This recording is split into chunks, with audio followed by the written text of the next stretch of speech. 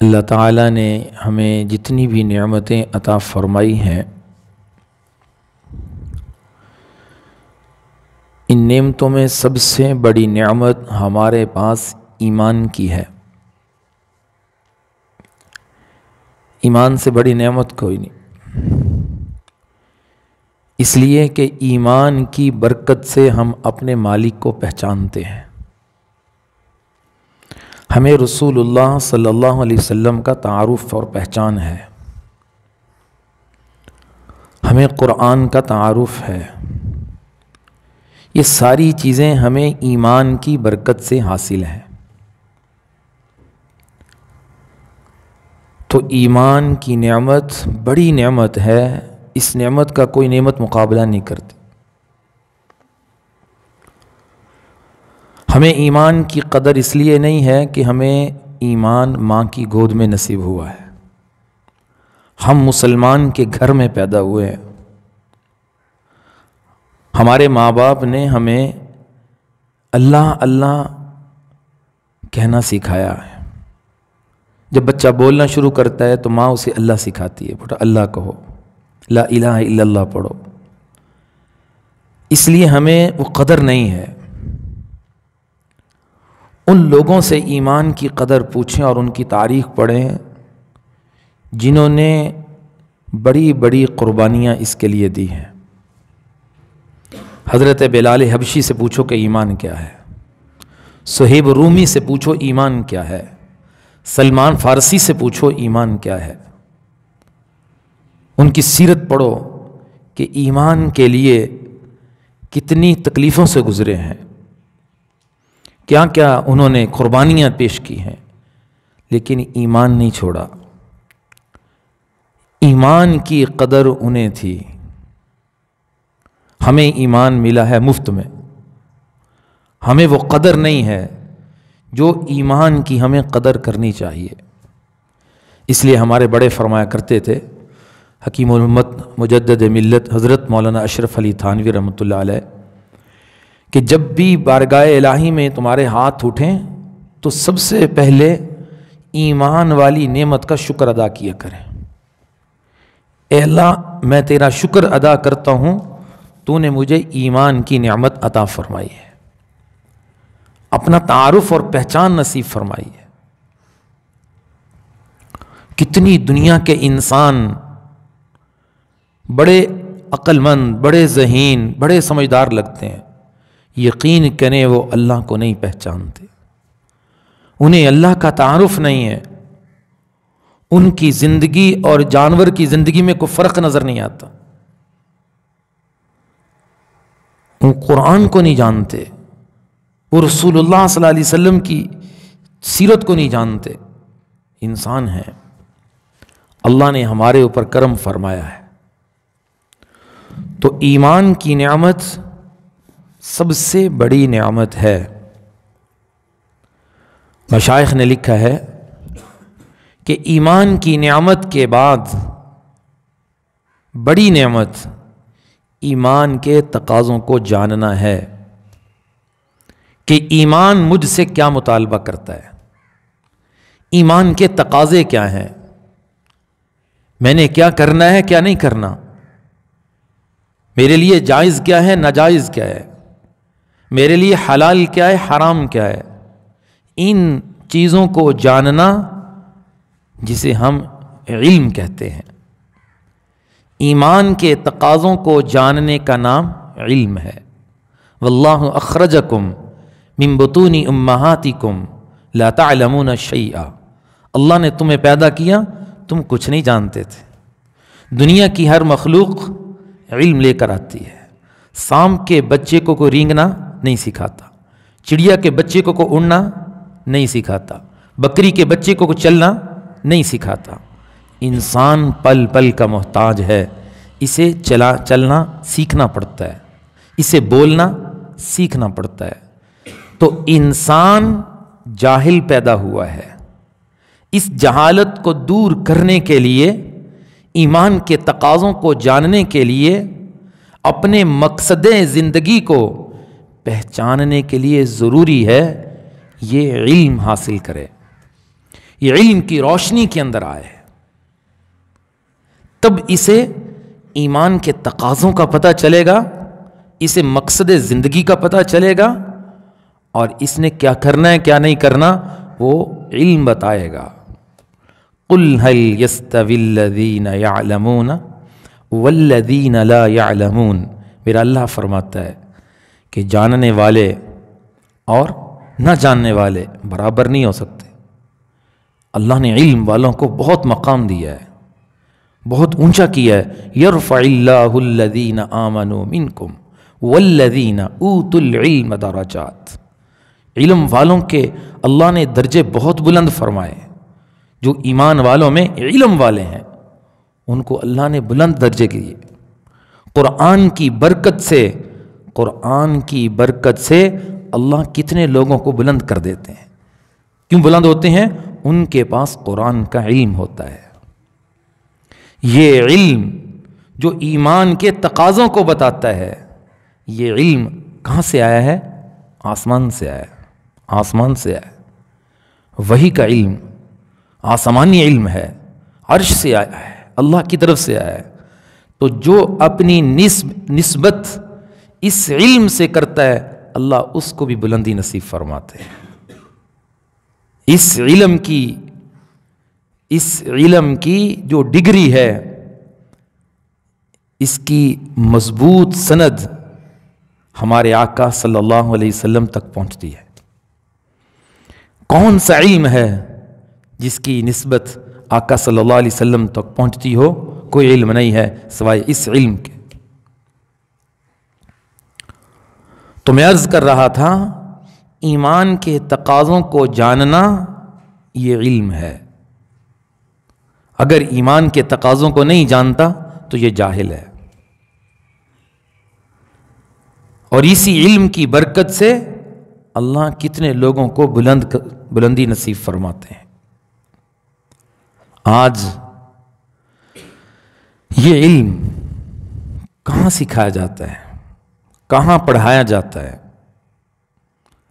ہمارے بچے قرآن کہاں سیکھتے ہیں؟ ہمیں دین کا علم کہاں سے ملتا ہے؟ علماء کہاں سے ملتے ہیں؟ حفاظ کہاں سے ملتے ہیں؟ قرآن پڑھانے والے قاری ہمارے پاس کہاں سے آتے ہیں؟ مسلمان کا نکاح پڑھانے کے لیے ایک عالم کہاں سے آتا ہے؟ جنازہ پڑھانے والے کہاں سے آتے ہیں؟ یہ ساری چیزیں، ان سارے سوالوں کا جواب ایک ہے کہ اس کے پیچھے مدرسہ ہے، اس کے پیچھے قرآنی مکاتب ہیں، اس کے پیچھے ایک بڑی محنت ہے۔ ایک محنت کے بعد جا کر ایک بچہ قرآن کا حافظ بنتا ہے، ایک محنت کے بعد جا کر ایک بچہ قرآن کا عالم بنتا ہے، ایک محنت کے بعد جا کر ایک شخص، ایک انسان مسند تدریس پہ بیٹھتا ہے جو مسلمان کے بچوں کو قرآن سکھاتا ہے اور علم سکھاتا ہے۔ اگر آج اسلام کی بقا ہے، قرآن کی حفاظت ہو رہی ہے، اس کے پیچھے یہ مدرسے کا کردار ہے۔ اس لیے فرمایا کہ مدارس اسلامیہ اسلام کے قلعے ہیں۔ جتنی بھی دینی تحریکیں اٹھتی ہیں، دینی تحریکوں کا آغاز ہوتا ہے، آپ ان تحریکوں کی تاریخ کو پڑھو گے، اس کے پیچھے آپ کو مدرسہ نظر آئے گا۔ جتنے فتنے اٹھتے ہیں لوگوں کے ایمان کو تباہ کرنے کے لیے، پوری دنیا کا سوشل میڈیا فتنوں سے بھرا ہوا ہے۔ انٹرنیٹ کی دنیا میں لوگوں کے ایمان کو ختم کرنے کی پوری سازش چل رہی ہے۔ مسلمان سوئے ہوئے ہیں، مسلمان غافل ہیں، انہیں نہیں پتا جو میں کسی کو سن رہا ہوں حقیقت میں یہ میرا ذہن واش ہو رہا ہے، میرے دل میں ایمان کے بارے میں کتنے شکوک و شبہات پیدا کیے جا رہے ہیں، میرے دل میں ان شخصیات کے بارے میں جن شخصیات کی برکت سے ہمیں قرآن ملا، ہمیں حدیث ملی، ہمیں دین ملا، ان شخصیات کے بارے میں مجھے شکوک و شبہات میں ڈالا جا رہا ہے۔ سن تو لیا، اس نے یہ نہیں سوچا کہ اس کے سننے کے بعد میرے دل میں کس چیز کا بیج بو دیا گیا، میرے ذہن کو بدل دیا گیا، میری سوچ اور فکر کو تبدیل کرنے کی محنت ہے۔ یہی ایمان، انہی وجہ سے ایمان خطرے میں پڑ جاتا ہے۔ تو جتنے بھی فتنے اٹھتے ہیں ان فتنوں کو ختم کرنے کے لیے، دبانے کے لیے، امت مسلمہ کا ایمان بچانے کے لیے کون میدان میں آتا ہے؟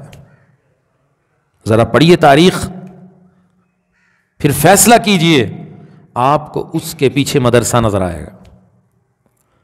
وہ افراد ان مدارس عربیہ سے تیار ہوتے ہیں، افراد سازی ان مدارس سے ہوتی ہے، جو اپنی جان کا نذرانہ پیش کر دیتے ہیں لیکن اسلام کے اوپر حرف آنے نہیں دیتے۔ کوئی تاریخ آپ پڑھیں گے، قربانیوں کی داستان پڑھیں گے، جنہوں نے اسلام کی خاطر قربانی پیش کی، 14 سالہ تاریخ میں آپ کو اس کے پیچھے مسجد اور مدرسہ نظر آئے۔ یہ افراد کہاں تیار ہوئے؟ اس لیے ہمارے بڑوں نے اس امت کے ایمان کو بچانے کے لیے، قرآن کے تحفظ کے لیے، نبی کی حدیث کی حفاظت کے لیے ان مدارس عربیہ کا جال بچھایا۔ انگریز یہاں پہ ایک منصوبہ لے کر آیا تھا اور اس نے یہ بات کہی تھی کہ میں ایسا نظام تعلیم مسلط کر کے جا رہا ہوں کہ جو اس نظام تعلیم میں آئیں گے وہ نام کے مسلمان ہوں گے، دل و دماغ سے انگریز ہوں گے، ان کی سوچ انگریزی ہوگی، ان کا ذہن انگریز جیسا ہوگا، ان کے منصوبے انگریزی ہوں گے، نام کے مسلمان ہوں گے۔ وہ نظام تعلیم دے کے جا رہا ہوں۔ اس کے لیے ہندوستان کی سرزمین پہ یونیورسٹی کا آغاز ہوا، اس کی بنیاد ڈالی گئی۔ تو جب ہمارے بڑوں نے دیکھا کہ اس طرح تو دین مٹ جائے گا، لوگ علم دین حاصل نہیں کریں گے، انہوں نے حالات کا جائزہ لیتے ہوئے یہ فیصلہ کیا کہ خالصتاً ایک دینی مدرسے کی بنیاد ڈالی جائے، جہاں پہ خالصتاً لوگوں کو اللہ کا دین سکھایا جائے۔ اللہ ان کی قبروں کو نور سے بھر دے جو ہمارے ایمان کی حفاظت کا ذریعہ بن گئے۔ ہمیں مدارس کی شکل میں اسلام کے قلعے دے کر چلے گئے، ہمیں ایک لائن دے کے چلے گئے، ہمیں ایک راستہ دے کر چلے گئے، جس راستے میں ہمارا ایمان محفوظ ہے، ہمارا قرآن محفوظ ہے، اللہ کے نبی کی حدیث محفوظ ہے۔ ہمارے بچے ان مدارس سے اللہ کا قرآن سیکھتے ہیں، اللہ کا قرآن پڑھتے ہیں۔ یہ مدرسے کی تاریخ آج سے نہیں، یا کل سے نہیں، یا 100 سال پہلے سے نہیں۔ جب اسلام کی بنیاد رکھی جا رہی تھی، ساتھ مدرسے کی بھی بنیاد رکھی جا رہی تھی۔ مکہ مکرمہ کے اندر دار ارقم میں مدرسہ چل رہا تھا، مدینہ منورہ کے اندر اصحاب صفہ مسجد نبوی میں بیٹھ کر مدرسے میں تعلیم حاصل کر رہے تھے۔ آج بھی وہ جگہ موجود ہے جہاں اصحاب رسول صلی اللہ علیہ وسلم اللہ کے نبی سے دینی تعلیم حاصل کیا کرتے تھے۔ لیکن آج مدارس کی اہمیت کو کم کرنے کے لیے ایک سازش اور ایک منصوبہ چل رہا ہے، اور مدارس کی حیثیت کو تسلیم کرنے کے لیے سرکار تیار نہیں ہے۔ یہ سرکار چاہتی ہے کہ مدارس ہمارے کنٹرول میں آ جائیں، ہمارے تسلط میں آ جائیں، ہم مدارس کی خود مختاری کو سلب کر لیں اور ان مدارس کا وہ حشر کر دیں جو آج ہم نے سکول کالج کا کیا ہوا ہے۔ جو تعلیم گاہیں سرکار کی زیر نگرانی چل رہی ہیں، ان کے حالات سب کے سامنے ہیں، کس طرح اس نظام تعلیم کا بیڑا غرق کر دیا ہے۔ آئے دن بچوں کو چھٹیاں ہو رہی تھیں، اسکول کے پرنسپل صاحب سے رابطہ کیا کہ یہ کیا چکر ہے، کیوں سکولوں میں آئے دن چھٹیاں کا اعلان کر دیا جاتا ہے اور بچے چھٹیاں کرتے ہیں اور فیس پوری وصول کی جاتی ہے۔ اسکول کے پرنسپل کا جواب یہ تھا کہ اس نظام تعلیم کو تباہ کرنے کی سازش ہے، عالمی طاقتیں نہیں چاہتی کہ یہاں کا نظام تعلیم مضبوط ہو۔ تو جو سرکار کے زیر کنٹرول ہیں، زیر نگرانی ہیں، ان کے اپنے ادارے ان سے صحیح نہیں چل رہے، یہ مدارس کو کیا چلائیں گے؟ مدارس کی خود مختاری پہ ہمارے بڑوں نے فیصلہ کیا ہے کبھی کسی کو حملہ کرنے نہیں دیں گے۔ مدارس تم سے فنڈ نہیں لیتے، تم سے کسی قسم کا تعاون نہیں لیتے، تم کس طرح مدارس کی خود مختاری پہ حملہ کر سکتے ہو؟ اور اسی وجہ سے مدارس کی جو حیثیت تسلیم کرنا چاہیے وہ تسلیم نہیں کر رہے۔ میڈیا کے اوپر مدارس کی رجسٹریشن کا مسئلہ چل رہا ہے، اپنے طریقہ کار سے خود مختاری سلب کرنے کی کوشش ہو رہی ہے، رجسٹریشن کے بہانے مدارس کی خود مختاری پہ حملہ ہو رہا ہے۔ ہمارے بڑوں نے کہا ایسا نہیں ہونے دیں گے۔ ایک دو جگہوں پہ نمونہ ہوا ہے، مدرسے اپنی تحویل میں لیے گئے۔ بہاولپور میں جامعہ اسلامیہ کے نام سے مدرسہ تھا، حکومت نے کہا یہ مدرسہ ہم چلائیں گے، سرکار نے اپنی تحویل میں لیا۔ آج کل وہ اسلامیہ کالج چل رہا ہے، مدرسے کا وجود ختم ہو گیا۔ اپنا نظام تعلیم سنبھالا نہیں جا رہا، مدارس کو چلانے کی بات ہو رہی ہے، مدارس کو کنٹرول کرنے کی بات ہو رہی ہے۔ اور کس قدر مدارس کے اوپر پابندیاں اور سختیاں کی جاتی ہیں۔ کیا ہے مدارس میں کیا سکھایا جا رہا ہے؟ قرآن سکھایا جا رہا ہے۔ یقین کریں قیامت کے دن سب نے اللہ کی بارگاہ میں پیش ہونا ہے کہ جن مکاتب میں اللہ کا قرآن پڑھایا جاتا تھا، نبی کی حدیث پڑھائی جاتی تھی، ان مدارس کے اوپر صرف یہ اس جرم کی وجہ سے کہ قرآن پڑھانا جرم بنا دیا جائے، نبی کی حدیث جرم بن جائے، دین کی تعلیم جرم بن جائے اور اس کے اوپر بے جا سختیاں کی جائیں۔ آج مسجد اور مدرسے والے بینک میں اپنا اکاؤنٹ نہیں کھول سکتے، یہ ظلم نہیں؟ آج مسجد اور مدرسہ رجسٹریشن نہیں ہو سکتا۔ اس مسجد کے لیے، اس مدرسے کے لیے صرف گیس کا میٹر لگوانا تھا۔ قانون سنیں، مدرسے کے لیے گیس کے میٹر کے لیے اے سی صاحب دستخط کریں گے، اے سی صاحب دستخط کریں گے، پھر آپ کے مدرسے کا میٹر لگے گا۔ قانون ہے، جب تک اے سی سائن نہیں کرتا اس وقت تک تو مدرسے کو گیس کا میٹر نہیں لگوا سکتے۔ اے سی کے پاس چلے جائیں، اے سی صاحب کہتے ہیں مجھے پہلے 15 قسم کی ایجنسیاں وہ رپورٹ دیں گی، ان کی بڑی فائل تیار ہوگی، وہ اس مدرسے کو کلیئر کریں گی تو پھر ہم اس پہ سائن کریں گے۔ اور مدرسے کو جو میٹر لگ رہا ہے، مسجد کو جو میٹر لگ رہا ہے گیس کا، کمرشل میٹر لگ رہا ہے، کاروباری ادارے ہیں، دینے کے لیے 1 روپیہ تیار نہیں۔ میں نے ایک سکول کے پرنسپل سے پوچھا کیا تمہارے پاس بھی آئے دن سی ٹی ڈی والے آتے ہیں؟ کہ ہمارے پاس تو کبھی نہیں آئے۔ کیا تمہارے پاس بھی اسپیشل برانچ سے لوگ آتے ہیں، تھانے سے لوگ آتے ہیں، تمہارے قوائف جمع کرتے ہیں، تمہارے بچوں کے نام پوچھتے ہیں، تمہاری بیویوں کے نام پوچھتے ہیں، تمہارے طلباء کے نام پوچھتے ہیں؟ اس نے کہا ہمارے پاس تو کبھی نہیں آئے۔ آئے دن مدرسے کے اندر آ رہے ہیں، کبھی اس مدرسے میں کبھی اس مدرسے میں۔ یہ کیا ہو رہا ہے؟ مدارس والوں کی بیویوں کے نام پوچھتے ہیں، اپنی بیوی کا نام بتاؤ، اپنی بیٹیوں کے نام بتاؤ، کون سا جرم کر لیا ہے، کون سی چوری کر لی ہے، کون سا ڈھکا ڈال لیا ہے، مدارس والوں نے کون سی قوم کے خلاف کوئی کام کر لیا ہے، سرکار کے قانون کی خلاف ورزی کر دی ہے کہ دبایا جا رہا ہے۔ دیوار سے لگانے کی کوشش کی جا رہی ہے. کچھ جرم ثابت تو کریں. خود مذاکرات کر کے ہمارے مدارس کی نمائندہ تنظیم تمام مکاتب فکر کی اتحاد تنظیمات مدارس کے ساتھ حکومت کے باقاعدہ معاہدے ہو چکے, سائن ہو چکے ہیں, ایگریمنٹ پاس ہو چکا, اچانک آ کر روک دیا جاتا ہے. یہ مدارس کے ساتھ ناروا سلوک کیوں ہے؟ میرے عزیزوں, کبھی آپ نے ہم نے سوچا ہے کہ کون سا جرم کا ارتکاب کیا جا رہا ہے کہ مدارس کے ساتھ یہ سلوک ہو رہا ہے؟ اس لیے ہمیں حالات کا ادراک ہونا چاہیے کہ ہو کیا رہا ہے.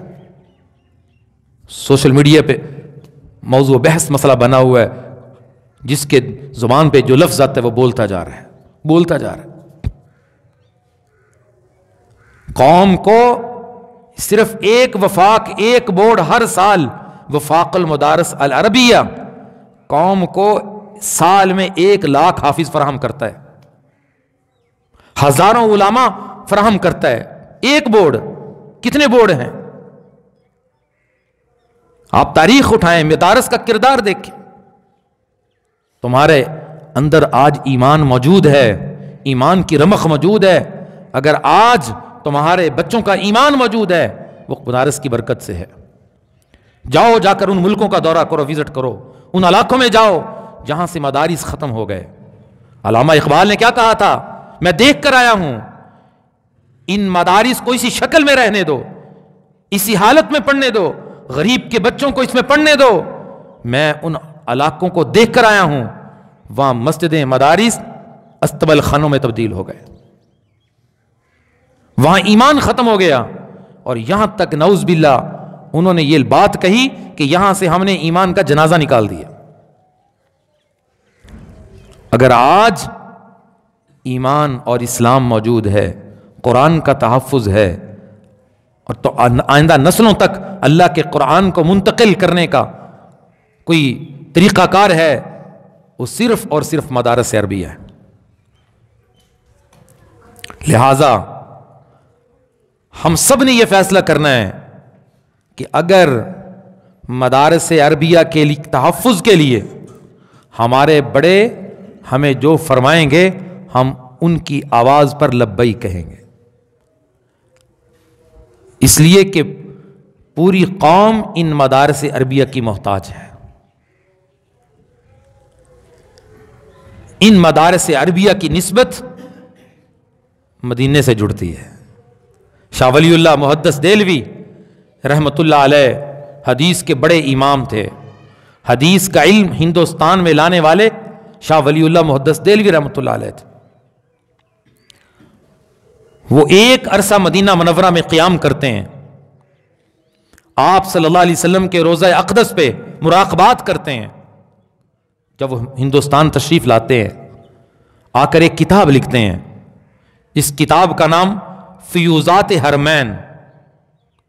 اس میں ایک بات لکھتے ہیں, فرماتے ہیں کہ میں آپ صلی اللہ علیہ وسلم کے روضہ کے پاس جو میں نے مراقبات کیے, ان میں مجھے ایک بات یہ بھی دکھائی گئی, ایک چیز میں نے یہ بھی دیکھی کہ پوری دنیا میں جس جگہ بھی اللہ کے نبی کی حدیث پڑھائی جا رہی ہے, جتنے بھی حدیث پڑھنے اور پڑھانے والے ہیں, آپ صلی اللہ علیہ وسلم کے قلب اطہر سے ایک نور نکلتا ہے, ایک روشنی نکلتی ہے, وہ تمام حدیث پڑھنے پڑھانے والوں کے دلوں پہ جاتی ہے.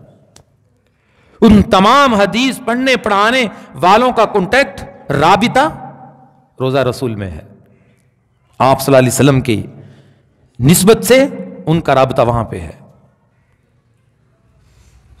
ہر دور کے اندر آنے والے کئی حکمرانوں نے بڑی کوشش کی کہ مدارس ختم کر دیے جائیں, مدارس بند کر دیے جائیں, یوں کر دیا جائے. آج ان کا وجود مٹ چکا ہے, ان کا نام لینے والا کوئی نہیں, مدرسہ اسی شکل میں موجود ہے. جو مدرسہ تعلیم دیتا ہے, مدرسہ تمہیں تمہارے بچے کی تعلیم کے ساتھ تمہارے بچے کی گارنٹی بھی دیتا ہے. ایک بچہ تم سکول میں لے کر گئے, اس کی ڈگری ملنے کا دن تھا. باپ نے بچے کی انگلی پکڑی, پرنسپل کے پاس لے گیا کہ آپ جو آج میرے بچے کو ڈگری دے رہے ہیں, اس کی کوئی آپ مجھے گارنٹی دے سکتے ہیں کہ اس ڈگری کے عوض یہ کامیاب ہوگا, اسے بڑی ترقی ملے گی, اس کی کوئی گارنٹی آپ کے پاس ہے؟ یقیناً کوئی کالج, کوئی یونیورسٹی کا پرنسپل اس کی گارنٹی نہیں دے گا.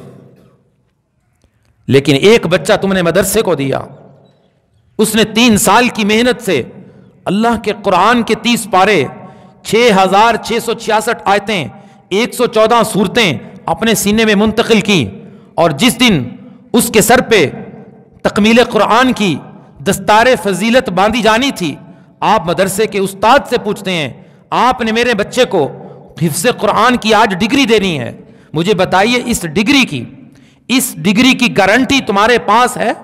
مدرسے کا استاد کہتا ہے میرے پاس آج مدرسے کی اس ڈگری کی گارنٹی میں تمہیں مدینے والے سے دیتا ہوں. میرے نبی نے فرمایا کہ جس کا بچہ جو قرآن کا حافظ بنتا ہے, جو قرآن کو سینے میں منتقل کرتا ہے, قیامت کے دن جن لوگوں پہ جہنم واجب ہو چکی ہوگی وہ جہنم میں جا چکے ہوں گے, اس حفظ قرآن کرنے والے کے بچے کی سفارش سے اللہ 10 لوگوں کو جہنم سے نکال کر جنت میں بھیج دے گا. بتاؤ اس سے بڑی کیا ہو سکتی ہے سند؟ اس سے بڑی گارنٹی کیا ہو سکتی ہے؟ تمہیں گارنٹی دی ہے مدینے والے کی زبان سے, اس کے فرمان سے. لاؤ ایسی گارنٹی تم اپنے نظام تعلیم پر لاؤ, جو گارنٹی ہمیں حضرت محمد مصطفیٰ صلی اللہ علیہ وسلم دے کر گئے. اس لیے کبھی بھی ایسا نہیں ہوگا کہ ان مدارس عربیہ کی خود مختاری پہ کوئی حملہ آور ہو جائے. یہ مدارس پہلے بھی آزادانہ طریقے سے کام کر رہے تھے, انشاءاللہ قیامت تک ایسے ہی کام کریں گے. ہمارے بڑوں نے یہ بات ہمیں بتا دی ہے کہ مدرسہ بند کر دینا, لیکن مدرسے کی خود مختاری پہ کبھی سمجھوتا نہ کرنا, کبھی کسی سے سرکار سے فنڈ وصول نہ کرنا. ان مسلمان بھائیوں کے تعاون سے قرآن کی تعلیم مسلمان کے بچوں کے اندر منتقل کرتے رہنا, اور اسی پر انشاءاللہ یہ مدارس والے کاربند رہیں گے. اور اللہ جزائے خیر عطا فرمائے, حضرت مولانا فضل الرحمان صاحب دامت برکاتہم العالیہ وہ مدارس کی جنگ لڑ رہے ہیں. انشاءاللہ اسمبلی سے مدارس کا بل جو پاس ہو چکا ہے اس پر صدر صاحب سائن اور دستخط نہیں کر رہے, انشاءاللہ وقت آئے گا ان پر ان کو سائن کرنے پہ مجبور کیا جائے گا اور مدارس کی حیثیت کو تسلیم کیا جائے گا. اللہ تعالی ہمیں اپنے ان مکاتب, ان مدارس, ان مساجد کے ساتھ ہمیشہ کھڑا رہنے کی توفیق نصیب فرمائے. وآخر دعوانا الحمدللہ رب العالمین.